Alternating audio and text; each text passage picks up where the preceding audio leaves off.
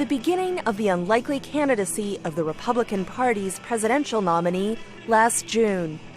A businessman who had never held public office announcing he had his sights set on the White House. I am officially running for President of the United States, and we are going to make our country great again. The showy announcement, surrounded by his family in a building that bears his name, stood for much of what has gone into the making of Donald J. Trump. Born in Queens, New York, he grew up in a wealthy family, headed by his real estate developer father, Fred, a key early influence. His father was very authoritarian, very demanding, the boss. And of course, Donald picked up these traits and these characteristics. A degree from the prestigious Wharton School of Finance and work in his father's company managing building projects in Queens and Brooklyn set the stage for his first big move into Manhattan. Trump took over his father's company in 1971, running into trouble when the Justice Department sued his company for racial bias in housing decisions.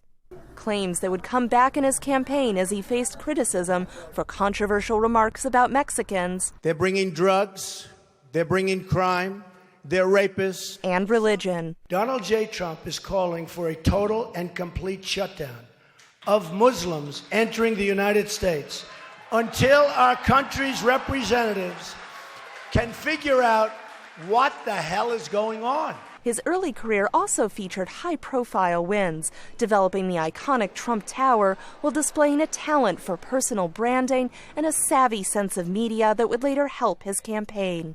Doing business in New York requires a very strong person, very motivated person, and he is very much a New York businessman. There were also notable failures. Casinos that would later go bankrupt, and a real estate crash that hit his personal fortune hard. All of it magnified on the nation's biggest stage. New York is it's the biggest market as far as real estate development in this country.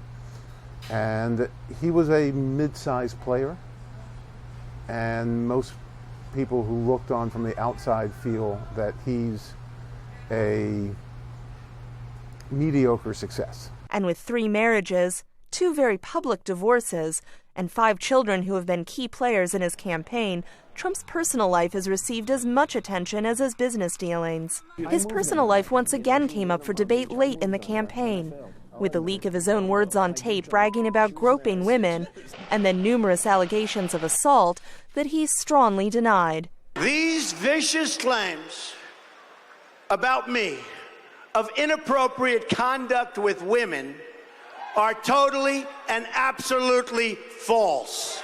The Donald has come back from adversity. He did it in the 2000s, bringing his strong businessman persona to a nationwide audience with a popular reality TV show, The Apprentice. You're fired. President Obama is the least transparent president. Trump became a political voice on the national stage by claiming President Obama wasn't born in the United States, an involvement he would later deny during his personal campaign. Hillary Clinton and her campaign of 2008 started the birther controversy.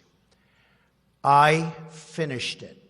In an often chaotic primary season, Trump beat out 16 Republican opponents for the nomination, with a message that resonated with American voters. He's tapped into this great angst that's been out there for quite some time. By attacking his opponents hard. If I win, I am going to instruct my Attorney General to get a special prosecutor to look into your situation. And tapping into a growing unease about the political system. I'm afraid the election's going to be rigged.